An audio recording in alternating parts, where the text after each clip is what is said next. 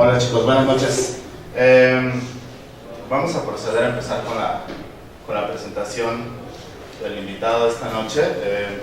Quisiera nada más recordarles que esto forma parte del programa de conferencias de fotografía y arte contemporáneo que estamos llevando a cabo desde hace un par de semanas. Esta es nuestra tercera ponencia y para esta invitamos al artista Emilio Chapela. Y bueno, me gustaría como platicarles un poquito sobre Emilio y sobre el interés de contar con su participación en este programa. Y además, pues recordarles que este programa va a continuar durante todo el mes de noviembre y la primera semana de diciembre. Y se trata de charlas que los días jueves a partir de las 8 de la noche tienen lugar en este espacio sobre arte contemporáneo y los días sábados a partir de las 2 de la tarde sobre fotografía contemporánea. Hoy tenemos la presencia de Emilio y el sábado vamos a tener la presencia de Marcos Betanzos, un fotógrafo y arquitecto que está haciendo un proyecto documental sobre el Gordo de Suchiaca desde hace varios años, entonces igual los invitamos para que nos acompañen. Bueno, sobre Emilio. Emilio es un artista contemporáneo, forma parte de esta generación de lo que han decidido llamarnos artistas emergentes. No sé si Emilio está de acuerdo con este término. Y bueno, Emilio tendrá aproximadamente 10 años produciendo trabajo de arte y su trabajo es bastante interesante porque ha cruzado muchos momentos y diferentes como estadios. Una de las motivaciones o de las preocupaciones que veo yo claramente en el trabajo de Emilio es cuestionar problemáticas acerca del lenguaje. Me parece que la obra de Emilio tiene también mucha proximidad o mucha cercanía con los ejercicios conceptuales de aquellos precursores del arte conceptuales a los 70s, esta parte como muy presente de la palabra y de algunos elementos que se presentan o se conforman o se delimitan de algún modo desde un minimalismo muy sutil. Y bueno, Emilio ha sido un artista bastante prolífico, algunas veces yo incluso como que le envidio esta capacidad de productividad que tiene. Creo que es alguien que está haciendo todo el tiempo este trabajo, todo el tiempo esta obra. Y bueno, vamos como a hablarles un poquito como sobre su formación. Emilio originalmente, yo me acabo de enterar hace poco, estudió matemáticas y de ahí probablemente tenga como esta proximidad ahí como con la parte tan conceptual. Posteriormente estudió Ciencias de la Comunicación en la Universidad Iberoamericana y a la par formó parte de un programa, de la primera generación de un programa de fotografía y medios alternativos en el Centro de la Imagen por allá del 2001, hace ya más de 10 años, donde empieza su producción como artista. Y bueno, Emilio ha tenido una trayectoria bastante vertiginosa en los últimos años. Ha compartido el espacio entre la Ciudad de México y la Ciudad de Berlín, y esto pues ha como provocado algunas cosas muy particulares en su obra. Trabaja muy de cerca como con esta parte de Alemania, como con la parte en México. Y bueno, él ha sido becario del FONCA en la categoría de medios alternativos, ha sido beneficiario de la Fundación Jumex y recientemente hizo un proyecto en Alemania que supongo que nos va a hablar de él, que es sobre una biblioteca. Y actualmente tiene una exhibición que se llama Requiem en la Sala de Arte Público Siqueiros, que también supongo que nos platicarás un poquito de eso. Y bueno, pues vamos a dar inicio a la presentación por parte de Emilio y después al final podemos como compartir un poquito algunas preguntas que tengan ustedes sobre su obra y como establecer un diálogo un poquito más abierto. Bueno, efectivamente como Isaac les platicó, finalmente mis antecedentes como artista, de alguna manera, hoy en día los considero los principales, como ese tiempo que estudié matemáticas. Pienso que las preguntas que hago ahora desde el arte son las mismas que me interesaban en la ciencia, pero la ciencia no era el lugar donde quería yo contestarlas, ¿no? Entonces, este es un descubrimiento más reciente.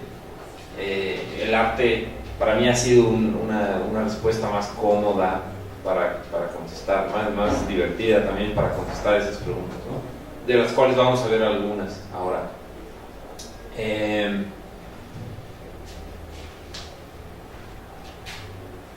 como les decía un poco Isaac, tengo un montón de trabajo. Yo a veces envidio no ser tan desbocado, ¿no? Y entonces como producir un poco como a veces siempre con mucha reflexión, pero digamos, a lo que voy es que tengo 2 o 3 líneas distintas de trabajo y me he mantenido un poco así, ¿no? Una es el lenguaje y las herramientas de comunicación en las que se sustenta el lenguaje, ¿no?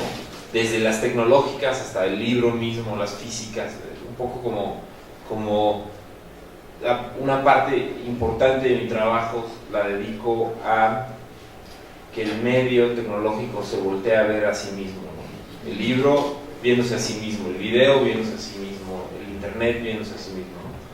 Eso es de lo que les voy a hablar principalmente hoy, porque no puedo hablar de muchísimas cosas, ¿no? La otra línea principal tiene que ver con la abstracción y su relación con cuestiones de consumo, por ejemplo, y esto tiene que ver con la historia del arte, con el expresionismo abstracto, con distintos movimientos artísticos, y bueno, vamos a ver un poco de eso hoy. Hay puntos que se cruzan en la exposición que está ahorita en las apps. Es una combinación de estas 2 líneas de investigación, entonces lo vamos a ver un poco, ¿no? Entonces, bueno, voy a empezar. También Isaac mencionó la importancia se hizo referencia al conceptualismo de los 60s, y es un buen momento empezar por esto. Ustedes no sé si conocen una pieza de un artista que se llama Joseph Kosuth, que fue muy como importante, ¿no? Es muy importante en la historia del arte conceptual y contemporáneo, donde él lo que hace es que tiene una fotografía de una silla, la definición de una silla y la silla misma en el espacio, ¿no? Entonces habla un poco cómo funciona la representación, de niveles de representación, ¿no? Y las diferencias entre los 3, ¿no? Entonces yo un poco como movido, fascinado un poco por la obra de Kosuth, haciendo referencia, pero también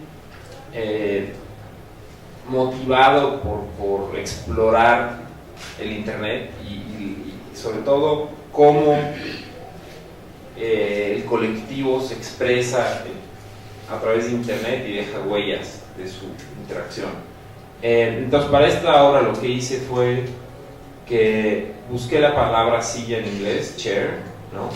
Y extraje 50 ejemplos en imágenes distintos que el buscador me arrojaba como la idea de silla, ¿no? Ahora, el buscador funciona, como ustedes saben, con un algoritmo complejo que tiene que ver con dónde estás, quién es el usuario, qué tanto se busca, con la popularidad, con un sinfín de cosas, ¿no? Hoy más que nunca, esta obra es si no me equivoco, del 2003. Entonces, bueno, Google era bastante más simple de lo que es hoy. Pero bueno, la idea de la obra principal es que contraponer 50 sillas, resultados particulares de sillas, de acuerdo a la opinión de Google, con la definición de Wikipedia de la silla. Y la intención era ver un poco, era generar una contradicción. O sea, uno lee la definición y no hay manera de que los 50 ejemplos de silla cuadren con la definición. Hay un lenguaje abstracto y luego unos particulares que se contradicen entre sí, ¿no? Entonces, un poco mi intención era como dudar de la capacidad de diseñar, de definir el concepto de silla, ¿no? Algo tan simple como la silla. Si vamos y le preguntamos a la computadora, pues finalmente quizá no lleguemos a nada, ¿no? ¿Qué pasa? Muévele tantito nomás el mouse porque bueno, entonces empecé a reflexionar un poco sobre las huellas que dejamos cuando usamos internet. ya sea buscando, ya sea posteando algo en un blog,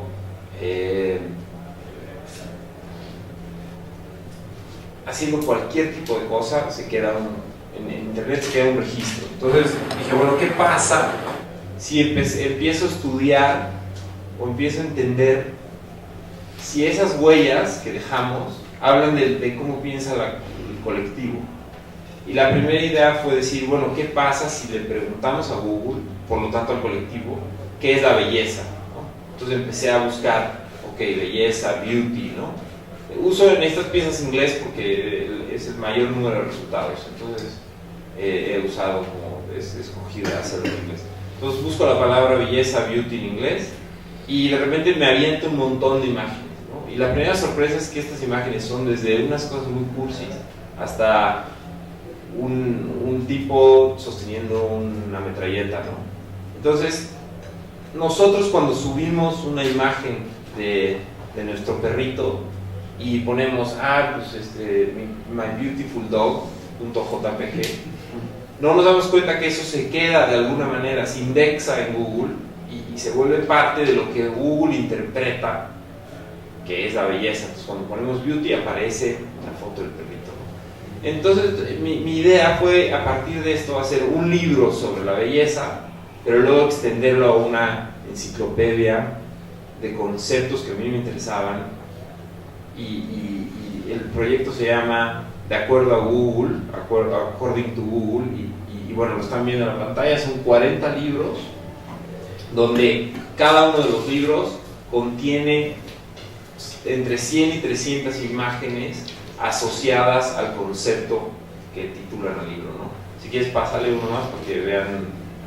Por ejemplo, aquí hay algunos de los conceptos: consumismo, lo caro, el lujoso, el dinero, el coleccionista, el artista, lo feo, lo bello, lo figurativo, lo abstracto y arte, ¿no? En cada uno de estos libros tienen imágenes. Me pueden parar también a hacer preguntas, porque si algo no está claro y eso, pues me pueden parar y no tenemos que esperarnos al final.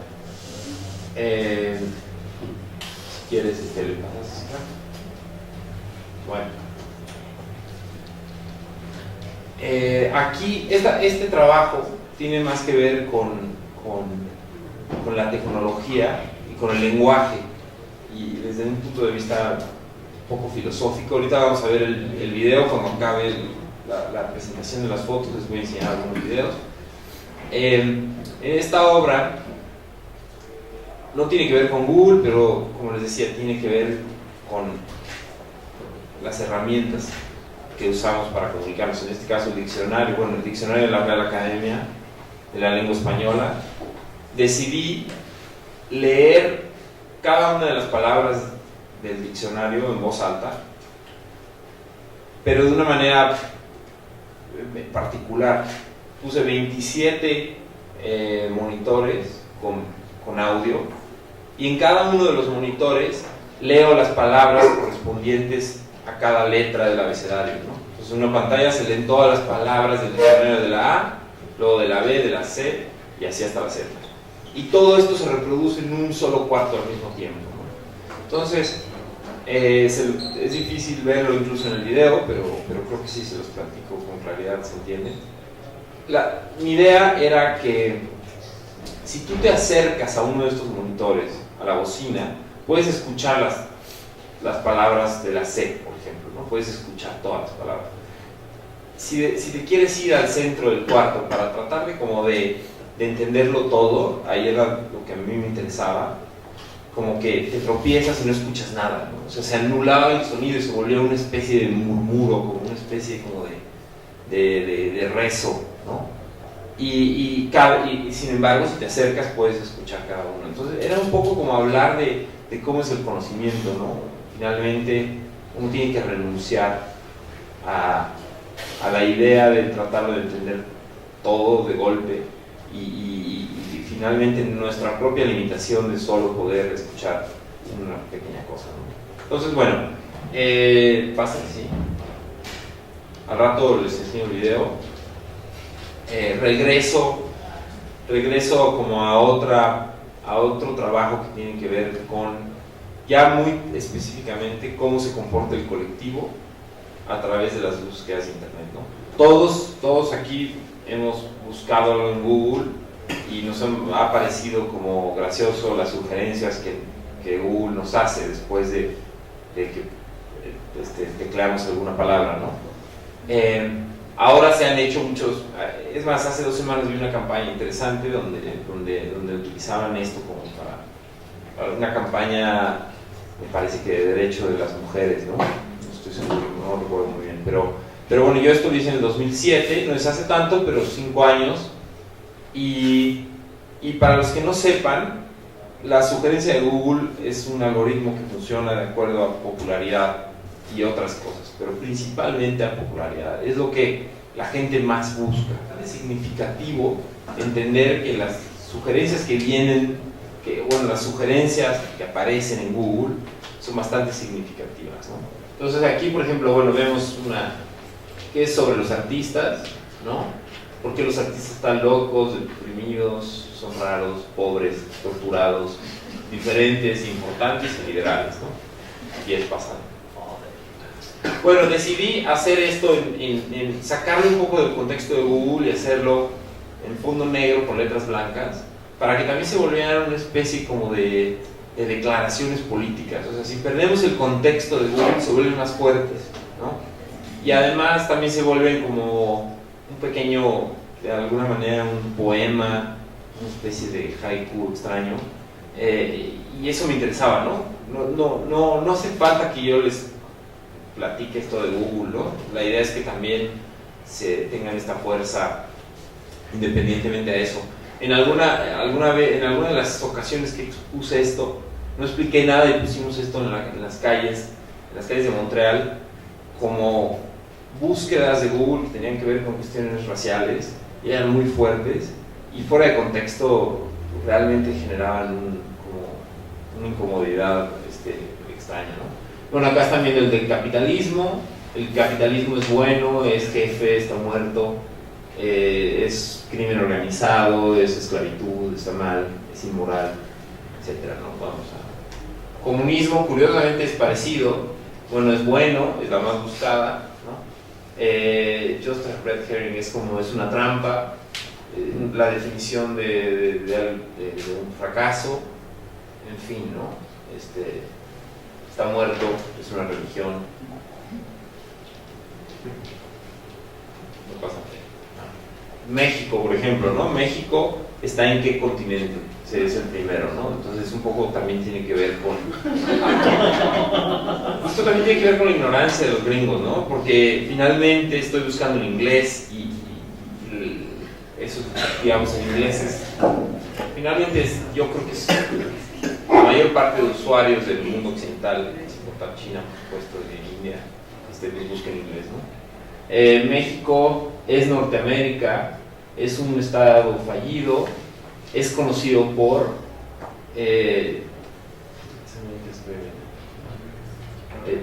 es famoso por, es peligroso, está en América Central, está en qué continente, y es Norteamérica, ¿no? Otra vez. Bueno, hay unos más juguetones, ¿no? Se pregunta si soy un vampiro, si beso bien, soy buena novia, soy demócrata o republicano, soy un sociópata, soy un perdedor, un psicópata, un narcisista, soy un bombero ya, unas cosas que bueno, y soy dependiente, ¿no? Y vamos unas fuertísimas, ¿no? Que esta es de las que se me pone la piel chinita, ¿no?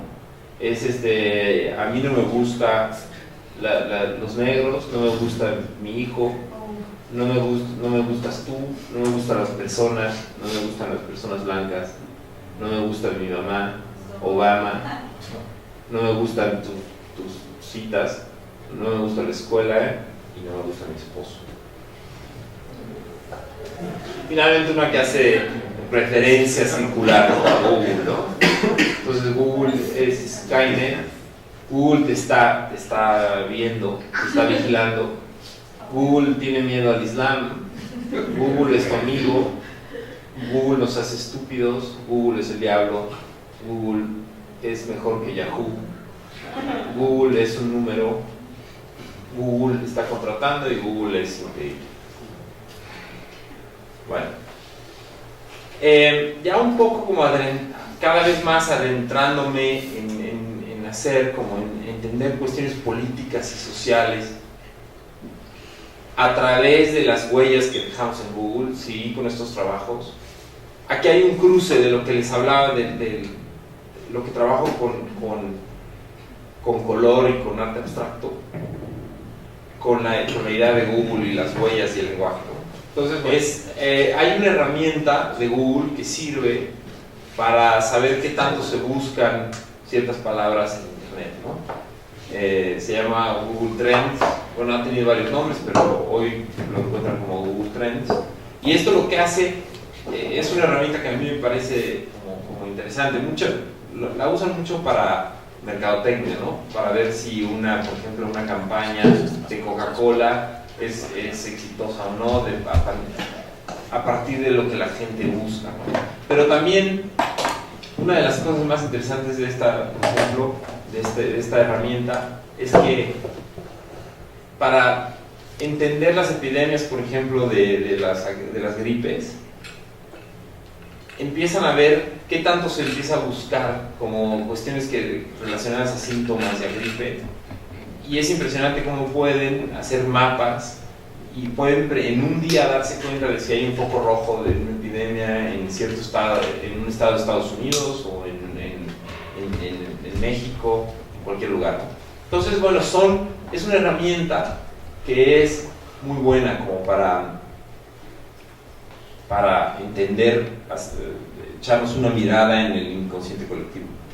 Olvidé decirles algo que es importante, que en las pasadas la búsqueda es anónima, ¿no?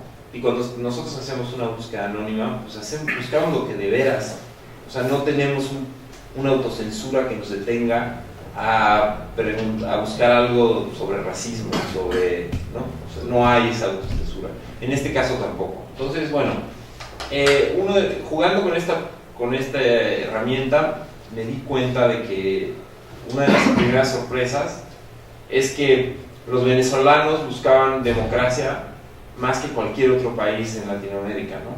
Por mucho.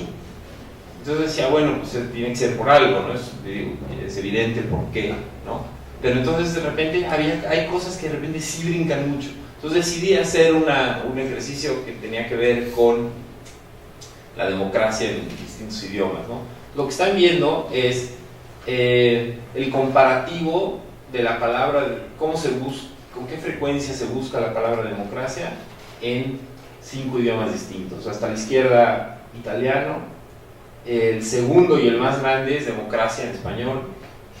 El siguiente es democracy en inglés, o sea, democracia en inglés. Luego viene el francés y finalmente el alemán. Sí, francés y alemán. Una vez más, esto es de acuerdo al número de usuarios para cada idioma, o sea, está relativizada, es como una gráfica, ¿no? Y bueno, también los colores están basados en el predeterminado de Excel cuando ustedes generan una gráfica de país. Entonces, para mí también era importante que los colores vinieran de algo que utilizamos como una herramienta como de visualización de todos los días, ¿no? Este es un ejercicio similar.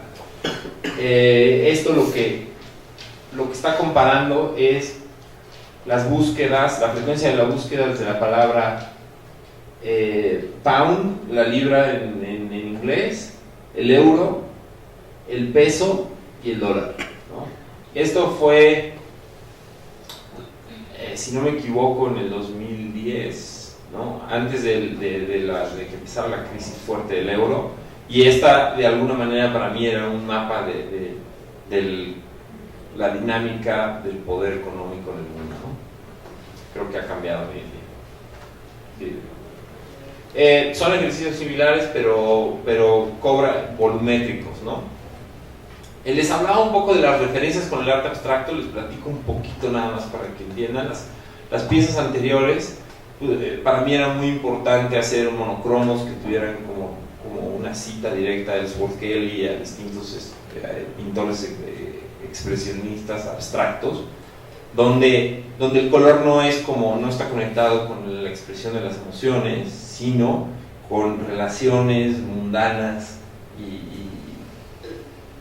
que tienen que ver con todos los días, ¿no? Con una conexión, quitándole este halo como de emoción, ¿no? Estas tienen que ver con el minimalismo, ya con otros artistas que trabajaron con el cubo, como Solevit, como muchísimos, ¿no? Pero en términos de este análisis de información, del lado izquierdo están viendo los cubos, que el volumen, en comparación, nos está expresando la búsqueda, la frecuencia con la que se buscó la palabra narco desde el 2007, 2008, 2009, 2010, ¿no? Entonces están viendo que ese cubo azul es un aumento del 4000% de la búsqueda de la palabra narco, ¿no? Y esto, pues, sin duda es como una evidencia directa de, al menos, de la campaña en medios de la guerra contra el narco, ¿no? Esto es, de repente, es posicionar la idea de que se está peleando con el narco, ¿no? Esa pieza estaba planeada para que fuera todo el sexenio de Calderón. No sucedió así, pero ya, porque la hice antes, pero ya hice una reedición que ahorita vamos a ver, que es de todo el sexenio. Y bueno, del lado derecho estamos viendo un comparativo para una exposición que hice en Estados Unidos, cerca de la elección donde se religió Obama, y compara la frecuencia con la que se busca Tea Party, que es este partido de ultraderecha de Estados Unidos, bueno, un sector de los republicanos de ultraderecha, los demócratas y republicanos, ¿no? El cubo más grande es el del Tea Party, lo cual no significa que sea la preferencia de los electores, sino que hay una novedad, la gente no sabe, va y pregunta, ¿no? Pero de alguna manera sí habla de lo que se está buscando, ¿no? Pero bueno, esto es una... Si se fijan, ya de repente yo me empecé como a volcar sobre análisis de información. Ahora estoy tratando de salir de ese mundo porque de alguna manera tampoco estoy haciendo estadística finalmente, ¿no? sino arte. Y en esta obra lo que traté de hacer era seguir hablando de las gráficas, pero reflexionando mucho más en lo escultórico. Entonces quería yo hacer unas mesas de trabajo donde hubiera estos bloques de madera, es como triplay, pero cuando uno los ve de cerca casi parecen hojas, como si fueran hojas, volúmenes de papel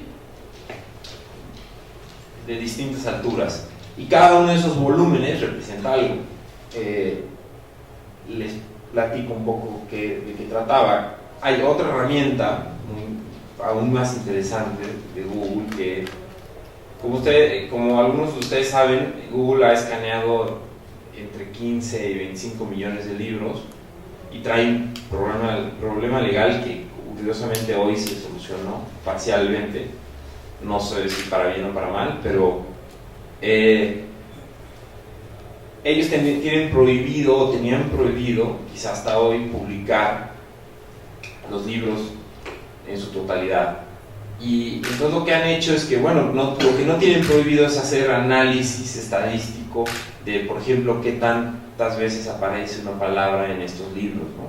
Pero estamos hablando de libros desde 1600 hasta el día de hoy. Entonces podemos hacer análisis, por ejemplo, de qué tanto se ha buscado un verbo en la historia de los libros, desde Gutenberg. Entonces es una herramienta increíble y puede como graficar cosas, podemos ver qué palabras van en desuso, cuáles se usan más, ¿no?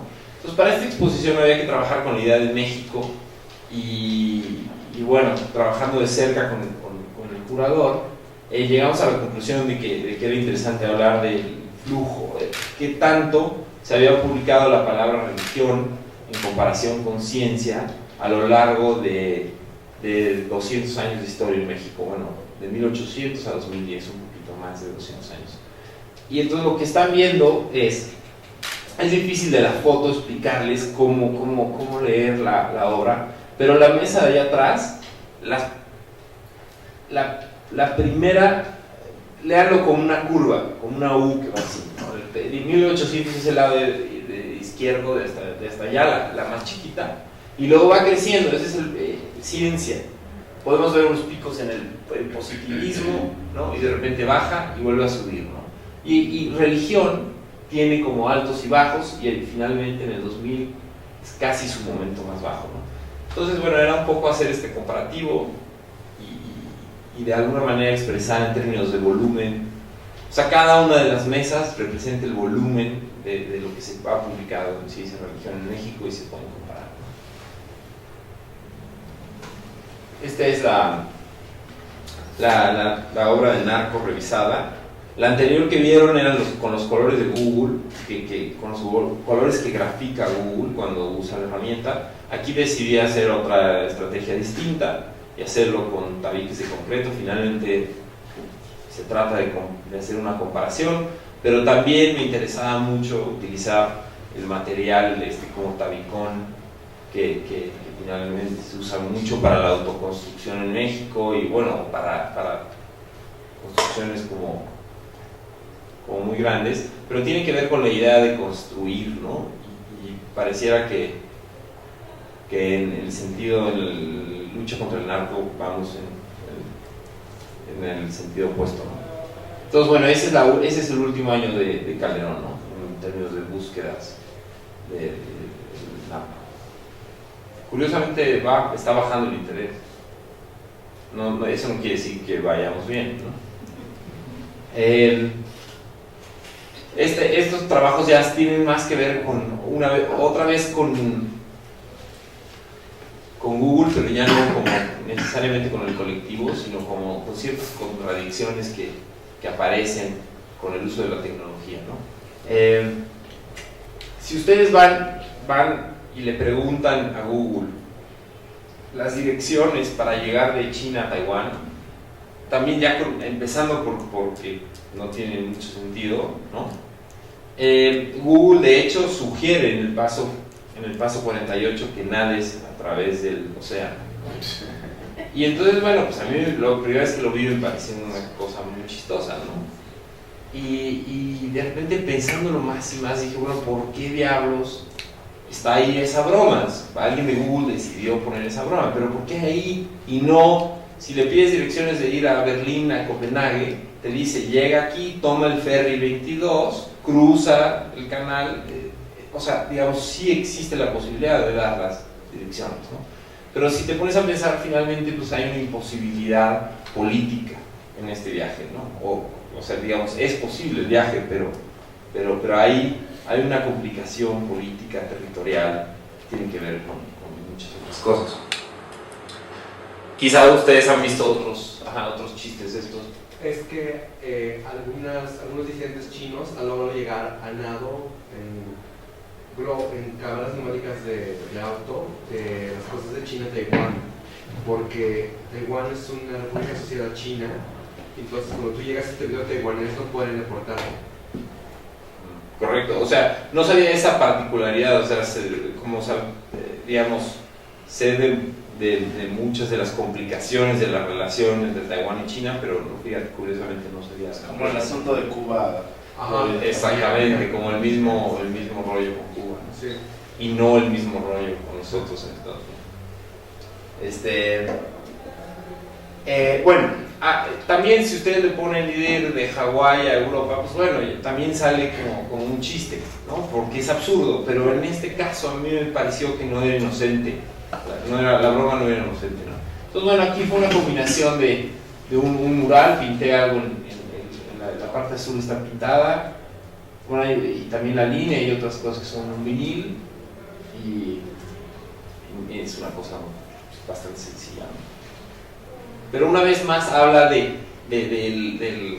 las, digamos, a través de algo que sucede en Internet, hablamos de la sociedad, ¿no?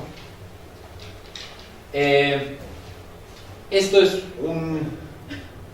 aquí sí ya nos olvidamos de Google, pero pero tiene que ver con la tecnología, que finalmente creo que todo mi trabajo tiene que ver tecnología y qué impacto tiene la tecnología en las dinámicas sociales, ¿no? En la sociedad. Entonces esto se llama el adoctrinador político automatizado. Surgió como en el contexto de una exposición que curó Octavio Avendaño, donde un poco la idea era reflexionar sobre la perspectiva política en México a partir de la historia. Esto además sucedió que ganó Peña Nieto antes de que sucediera la exposición, y no estaba planeado así. Estaba planeado que la exposición sucediera antes, se retrasó, y entonces de repente nos vimos forzados todos prácticamente a como hablar de esto, ¿no?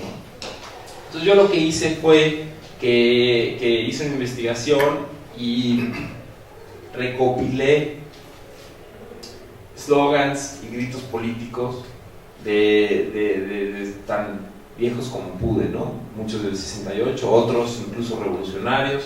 También la cucaracha misma, como finalmente era una canción que surgió en el contexto de la revolución, ¿no? Y lo que hice fue que con un programa de computadora, manipulando la computadora con esta voz electrónica de la computadora, hice que la computadora cantara estos eslogans políticos, ¿no? Y además, bueno, aquí lo que ven es la computadora abajo tiene un sensor de movimiento, entonces tú llegas y en cuanto hay público, la computadora grita estos eslogans políticos tratando de adoctrinarte, ¿no? Entonces también era como reflexionar un poco de la efectividad de las marchas y de los eslogans, o sea, de repente también como pensarlo, ¿no? O sea, finalmente es una crítica, tiene que ver con una investigación fuerte con la lucha social en México, pero también es una computadora, ¿no? Entonces era como pensar, ¿es posible que una computadora nos adoctrine finalmente? Y bueno, tiene esta cosa como de guerrilla un poquito, ¿no? Quería yo que fuera como una bocina de estas que se usan o en las primarias o también en los meetings, ¿no?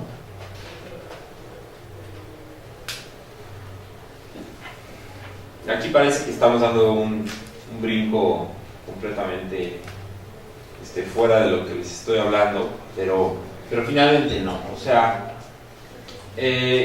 con toda esta reflexión del internet y de lo digital, de repente me detuve a pensar como qué estaba sucediendo con el libro, con tecnologías que estamos usando todos los días. Y el libro me interesaba desde la enciclopedia que vieron finalmente, ¿no? Entonces, bueno, como en esta reflexión ya no sé ni por qué, ahorita ya ha sido un proceso muy complejo, decidí hacer una, ¿sabes qué? Pásale para que les platique por qué sucedió todo esto. Una más. Todavía una más, y ahorita le regresamos. En todo este proceso, yo dije, bueno, ¿qué pasa si esta es una imagen que tuve, no surgió tanto de la razón, era si invito a distintas personas a que me sugieran un libro que quisieran ver publicado, pero dadas las circunstancias o el momento en el que estamos en términos de la revolución digital, pues quizá nunca vaya a ser publicado, ¿no? Entonces quise hacer una reflexión sobre el libro, ¿no? Sobre el libro, sobre las bibliotecas y sobre su futuro. Entonces, bueno, como empecé este proyecto, se me metió a la cabeza la idea de hacer 2000 bloques de madera que parecieran libros en una biblioteca y cada uno de los títulos fuera sugerido por otra persona para que se convirtiera un poco en una biblioteca de libros imposibles o libros que no van a ser publicados nunca, ¿no? Decidí hacerlo todo en madera porque finalmente la madera, el papel es madera, ¿no? Y entonces todos estos libros sí tendrían la potencialidad de ser libros, pero no lo fueron, ¿no? Entonces, a ver si veo algún título que estamos viendo en la parte sobre todo de alemán. ¿Te puedes pasar uno más? bueno, se volvió, como esto participó alrededor de 200, 300 personas, pues la idea de imposibilidades se volvió completamente subjetiva. Algunas son imposibilidades poéticas, algunas son contradicciones directas, ¿no? Entonces, bueno, ahí ven el libro de las utopías. Seguramente hay un libro sobre la utopía, ¿no? Pero hay una imposibilidad en contener todo lo que hay sobre las utopías en un libro, ¿no? La calidez, luego de cómo resolver el problema de la corrupción, ¿no? Imágenes de Muhammad. Entonces hay como de alguna manera muchas visiones de lo que se puede o no publicar en un libro, ¿no? Entonces ahora sí regrésale, pero para arriba, regrésate a la de esta de madera. Exacto. Entonces en todo el proceso, esto ha sido un proceso muy largo de 3, 4 años, de esa biblioteca primera que les enseñé. Eso lo empecé a hacer en Alemania, lo terminé en Berlín, ahí sigue. Pero en todo el proceso de creación hice muchas pruebas con materiales, para titular, algunos los hice a mano. Finalmente acabó siendo un proceso como una cosa que se llama control numérico, donde una computadora hizo el grabado de todos los títulos.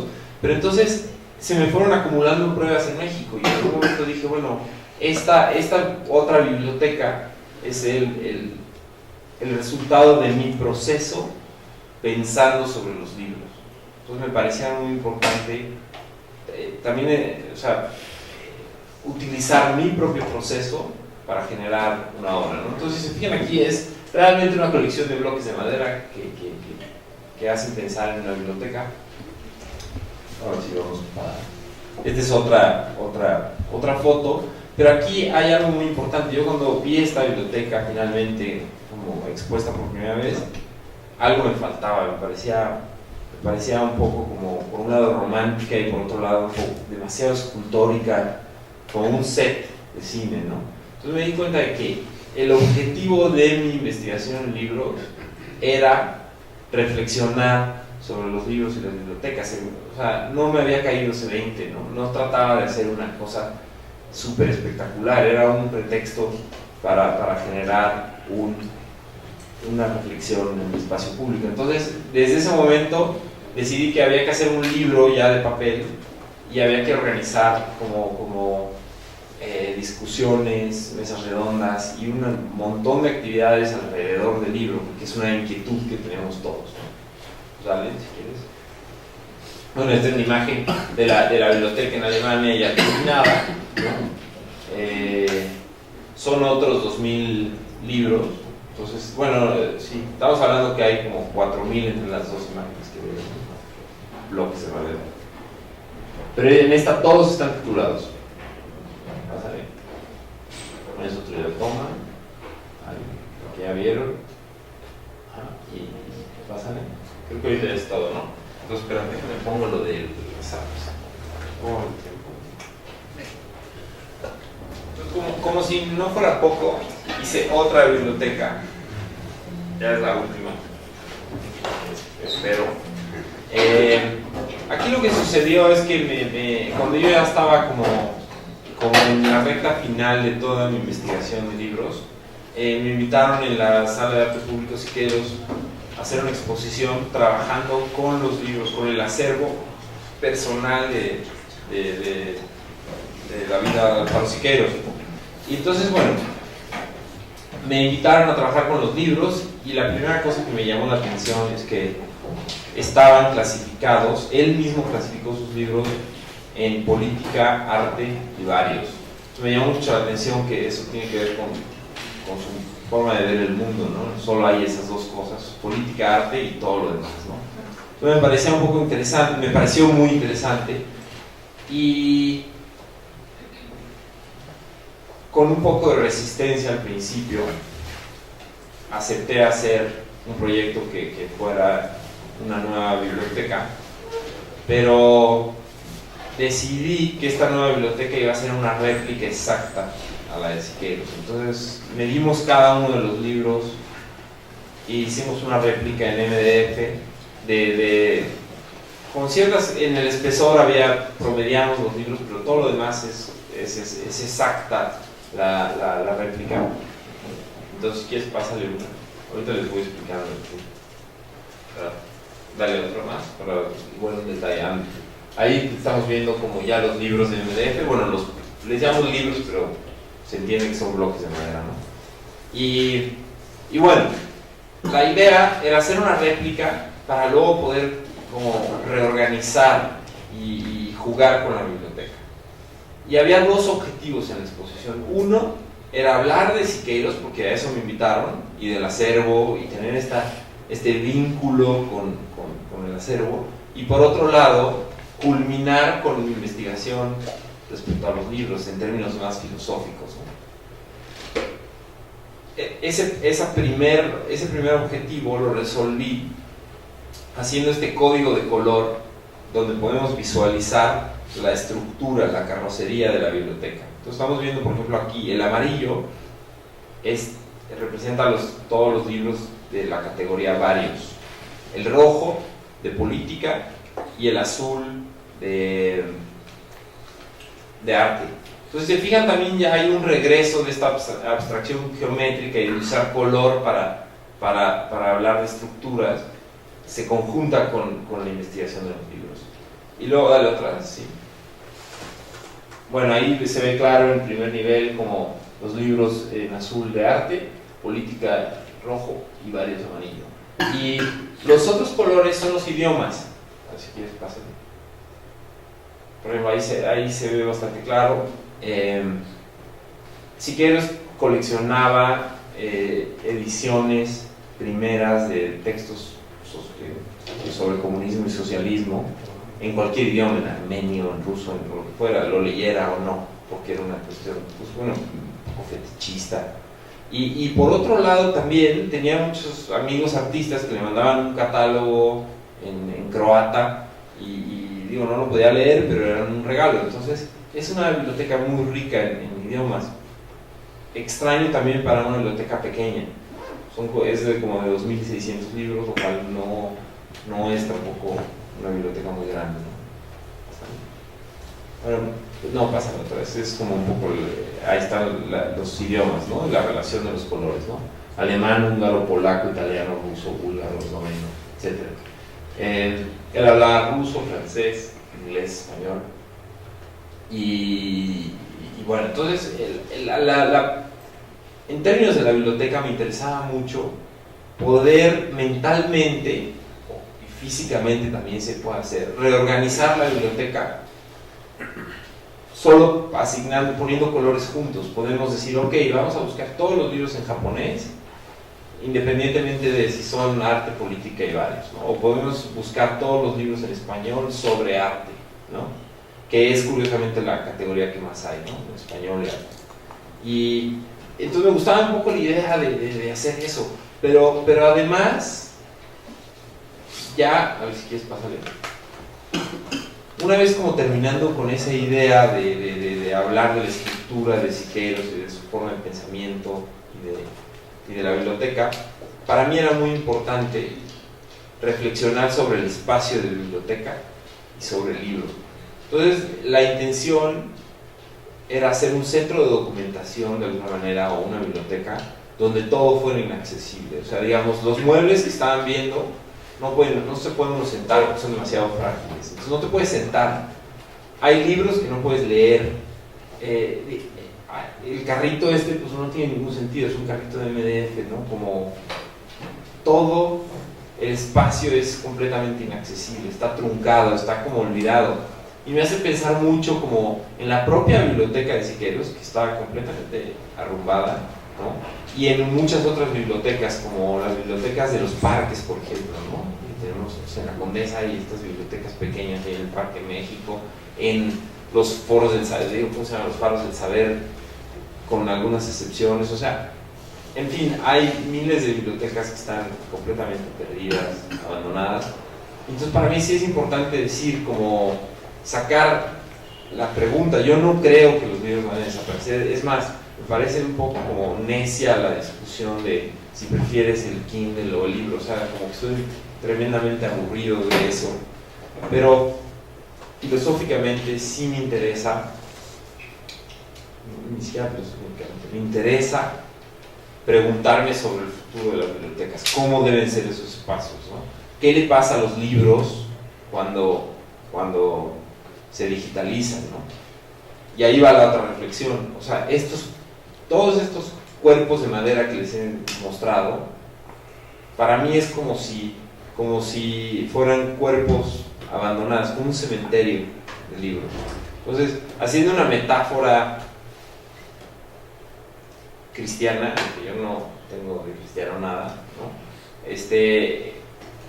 Como estableciendo la dicotomía alma y cuerpo en el libro, es como si el alma, el texto del libro, cuando lo digitalizas, digamos, se sale del cuerpo y se muda a información digital, o incluso a lo que le llamamos ahora la nube, ¿no? Que tiene también, apoya la metáfora, ¿no? De que el alma se va a la nube, ¿no? Y el cuerpo se queda ahí abandonado en la biblioteca, ¿no? Entonces eso me parecía como interesante reflexionar.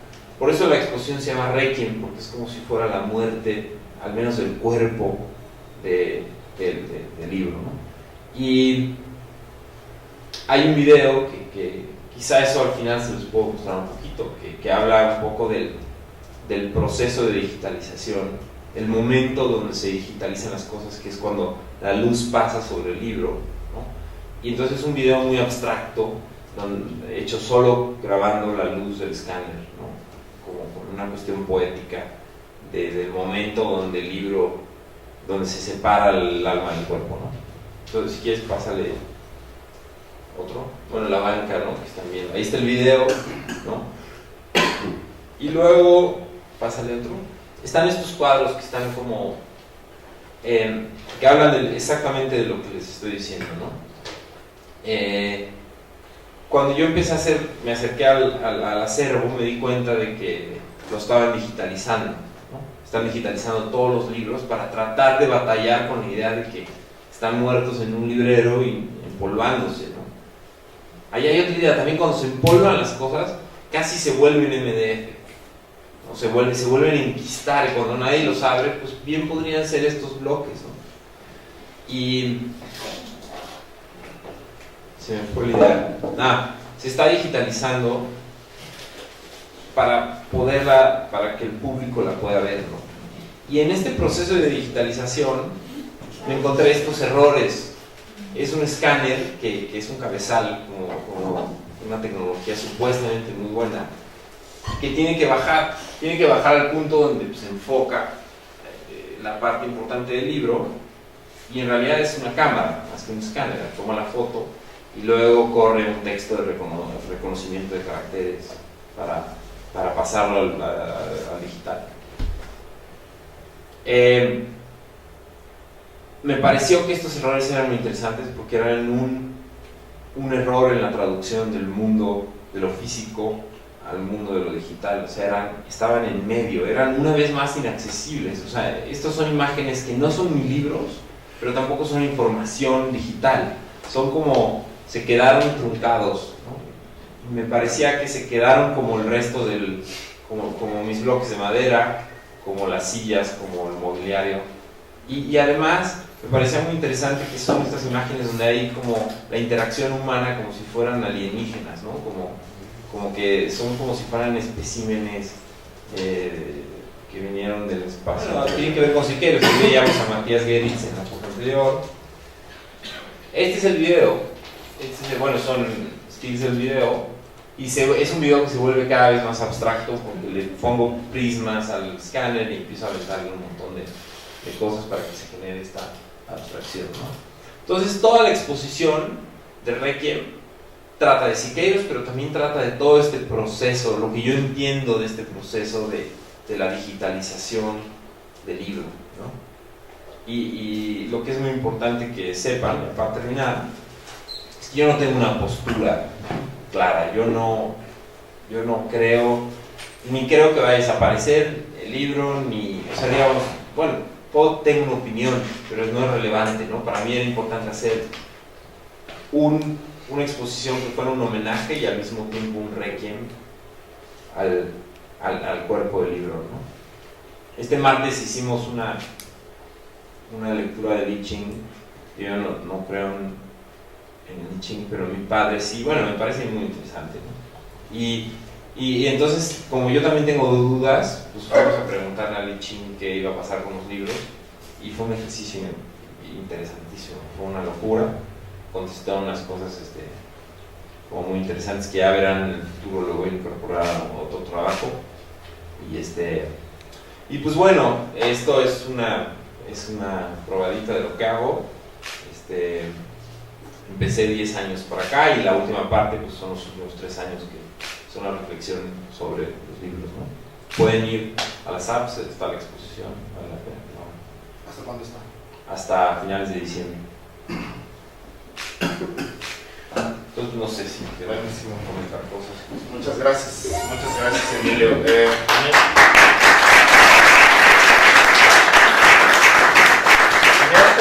Como dos partes que me parecen interesantes como resaltar. Una de ellas tiene que ver con como esta presencia constante de los códigos en tu trabajo. O sea, siempre hay como, si no son códigos de color, son códigos estadísticos, son algoritmos. O sea, sí hay una base ahí presente que tiene que ver con esto.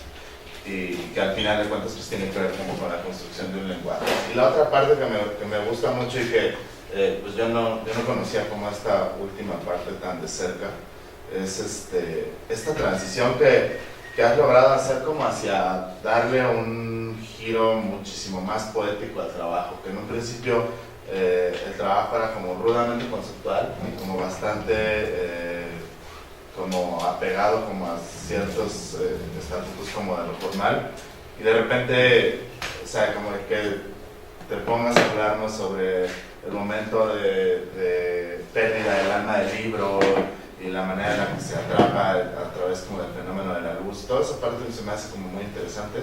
Igual me gustaría como que pudieras como platicarnos un poquito sobre cómo vas tú percibiendo que va cambiando tu proceso desde un principio. No sé, igual ustedes no conocen algunas cosas como de la obra más más antigua de Emilio, pero tenías esta pieza de los jabones, la pieza de los refrescos, que eran fotografías de diferentes colores y texturas de productos líquidos, y que hablaban como justamente como de este asunto como de códigos que para mí oscilaban como entre el Pantone y como entre el Pantone y como una prueba como de una piel, ¿no? Como una cosa como muy química.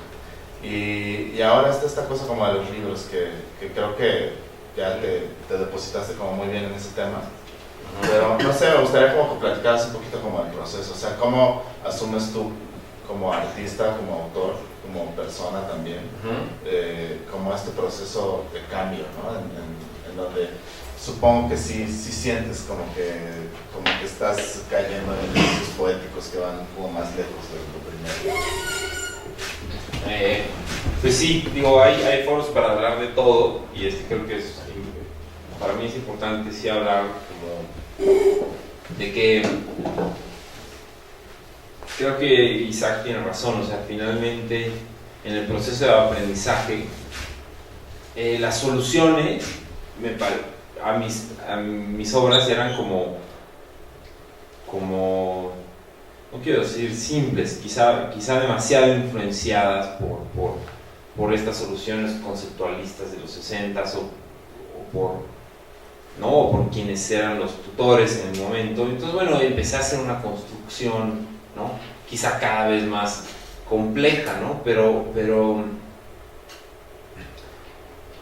en algún momento empecé como a mecánicamente entender cuál era el siguiente paso, y ahí me empecé a aburrir un poco, ¿no? O empezó como yo mismo a decir, bueno, pues ya no puedes quizá estar haciendo variaciones de lo mismo, y no por repetirse, porque de repente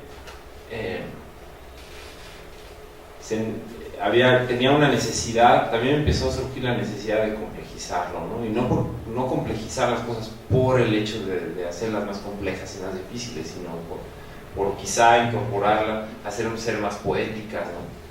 Entonces, quizá es una combinación entre lo que les estoy diciendo, que es una mediación más racional al asunto, y también algo que fue sucediendo, ¿no? que fue sucediendo. Y sí, es verdad, ahora las cosas que estoy trabajando, que ya no son la biblioteca y que no les puedo mostrar ahora, creo yo que también están empapadas de estas, de mantener el código y las cosas que siempre me han interesado, pero con soluciones como un poco más poéticas, o más que las soluciones son parecidas, pero las ideas son un poco más poéticas. Ahora, también pienso que siempre me interesó, por ejemplo, mucho Sugimoto y como estos artistas japoneses que tienen una fuerza poética como muy, de alguna manera, simple pero elegante. Bien, ¿alguien tiene alguna pregunta que le quiera hacer a Emilio? De cualquier de las obras que nos mencionaron. Los colores para los libros, para los idiomas, ¿cómo los seleccionaste? Arbitrariamente, completamente. Sí, o sea, digamos, la mejor solución fue utilizar vinil para pegar, hice muchas pruebas y tenía un número limitado de colores que están disponibles en el vinil y sí, no, es completamente arbitrario. Allá, me gustan mucho los proyectos que has hecho a partir de preguntarte, sobre todo a partir de que hiciste estos proyectos en función de las búsquedas de Google.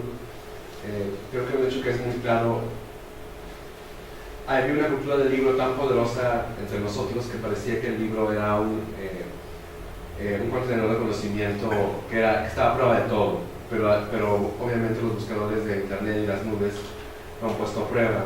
Y es curioso por el concepto de obsolescencia programada, que se aplica mucho a dispositivos como computadoras, impresoras, teléfonos celulares.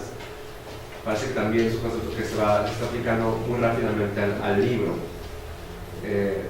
Justo me hizo recordar porque trabajando con un artista el mes pasado, me pidió conseguirle una copia en español del libro rojo de Mao Zedong, y me recorrí todo donde se y no lo encontré.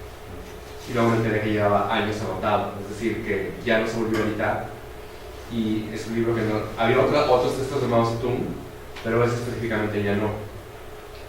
Y también esto me hace ver esta cuestión de la biblioteca de Siqueiros, es decir, hay ciertos universos de conocimiento que de una u otra manera logran preservar su trascender, pero hay otros tantos que, aun siendo un libro que tiene un valor cultural alto, puede que ya no logren sobrevivir más tiempo. ¿Qué piensas en relación a esta idea de la obsolescencia y el libro?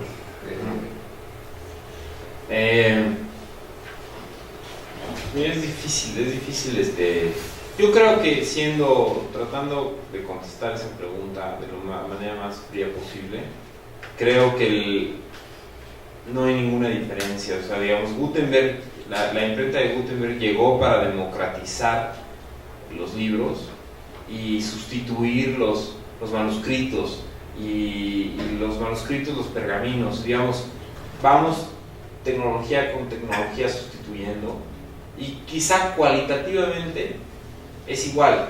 La invención del libro digital es la siguiente tecnología, entonces hace obsoleta, quizá conviven durante mucho tiempo, quizá van bien, pero finalmente yo creo que va a haber un día donde no se impriman más libros de manera masiva, ¿no? Entonces, creo que sin duda vamos en ese camino, pero sí, a mí sí me interesa, sí creo que hay particularidades que hacen este proceso interesante, y que les hablo del alma y el cuerpo, cuando hay una cosa que se pierde, o sea, si se fijan, todos los defensores del libro impreso, casi siempre hablamos de esas características que nos parecen que vienen con el cuerpo, el olor de las páginas, el peso, entonces estamos hablando como del cuerpo, ¿no? Entonces si nos metiéramos además a reflexionar sobre Walter Benjamin y sobre el aura de las cosas, pareciera que el aura del libro es una propiedad del cuerpo, curiosamente, y no del contenido, no del alma, porque el contenido viaja, se va al internet, y en el internet no hay nada de que si el olor de las páginas, nada, o sea, es el contenido y punto, ¿no? Entonces, en el libro, porque se está haciendo obsoleto y porque tiene estas características auráticas, tenemos un culto hacia el objeto, ¿no? Y tenemos, entre más viejo sea, la primera edición es la más valiosa porque nos acerca más al rito de creación del autor, ¿no? Y en el mundo digital, la versión más valiosa es la más nueva, ¿no? No nos interesa irnos lejos porque no tiene ningún sentido. Lo que queremos es el último contenido, la 4.0.4, ¿no? Y la de ayer, ¿no? Entonces sí sin duda hay un proceso de obsolescencia, y a mí me parece que también es muy interesante que estamos en el momento de parteaguas. Es como muy valioso este momento. Definitivamente. ¿Alguien tiene otra pregunta? Hablen ahora o callen para siempre. Bueno, la exposición de Emilio va a estar en la sala Siqueiros hasta finales de diciembre. Hasta finales de diciembre. Hasta finales de diciembre. Les sugiero que vayan porque obviamente ver la obra de manera presencial dista mucho de verla en una diapositiva. Sí, tendremos una mesa redonda el 5 de diciembre, digo, lo tendría yo que corroborar, pero me parece que el 5 de diciembre hay una mesa redonda donde va a participar la encargada, la directora de la encargada del proceso de digitalización de la Biblioteca Palafoxiana en Puebla, que es una de las bibliotecas más ricas en México, con primeras ediciones y facsimilares y incunables, incluso libros como muy antiguos, muy bonitos, y se está digitalizando y se va a platicar con estas personas que tienen una biblioteca de fotocopias, un proyecto mexicano, un colectivo, Cráter Invertido. Tienen como una biblioteca de fotocopias donde uno va y sacas una fotocopia y te la llevas, ¿no? Entonces vamos a hablar un poquito como de la relación de Laura con la duplicación y conectándolo un poco con Walter Benjamin el 5 de diciembre, pero si se meten a la página de la SAP pues podrán ver los detalles. Bueno. Yo tendría una última pregunta, no sé cómo plantearla del todo, porque me acaba de venir ahorita, como conocí a Emilio cuando, pues sí, siendo muy joven, pero lo conocí súper chavito, todos estábamos como muy jóvenes. Algunos de ustedes habrán venido a la plática de Joaquín Segura, todos de alguna manera formamos parte como de, no necesariamente puedo decir la misma generación, pero sí crecimos juntos. Y es muy emocionante haber convivido con ellos a nivel que todos éramos alumnos, éramos muy chavitos, y ahora pues yo considero que todos ellos son grandes artistas y los respeto y me gustan mucho sus trabajos procesos. Entonces mi pregunta no está bien planteada, pero es, aquí hay muchos estudiantes, hay mucha gente interesada en personalmente, no sé profesionalmente, pero sí conozco muchos a nivel personal el interés que tienen por los procesos artísticos y creativos, por decirlo así. ¿Cuál crees que es el sentido más constante de coherencia que lleva a alguien como tú a desarrollar toda esta carrera con una lógica de sentido muy asertiva en las artes a lo largo de estos 10 años? ¿Cuáles crees que serían los factores que identificas más importantes para que tú hayas creado todo este soporte y este diálogo, esta coherencia en tu obra? Porque eres muy joven y tu trabajo es muy sólido. Pues hay varias cosas. Una, como la necedad, me parece como un buen camino. O sea, y he tenido el sentimiento de que las que considero, las piezas con las que más satisfecho estoy, son las que en su momento pensé más absurdas. O sea, que decían que no tiene ningún sentido hacer esto, ¿no? Y como todo este camino de la biblioteca ha sido tortuoso, increíblemente tortuoso, ha sido de mucho esfuerzo y ha sido no diría perseverancia, necedad pura, ¿no? Y a veces, quizá ya como a modo de consejo, cuando a menos a mí me ha funcionado, cuando pienso que es más absurdo, vale más la pena. Encuentro la energía de hacerlo. Y yo pensaría más en eso que en esta idea que siempre nos meten a la cabeza, que a mí me molestaba mucho en el momento de ser consistente y ser consistente. Y yo creo que, digamos, hay que ser consistente, pero eso no se logra como metiéndose en la cabeza la idea de la consistencia, sino la terquedad, y quizá escuchar también a esas dos ideas que todos tenemos, ¿no? Quizá no tenemos más de dos, pero esas dos, o sea, es como duro, ¿no? Sí, muchas gracias, Emilio. Tú tenías ¿no? Sí, ¿qué fue lo que pasó por tu cabeza que te convenció a ti mismo para comenzar a dedicarte a esto y dejar de lado, bueno, no tanto dejar de lado porque las adoptas, pero las matemáticas?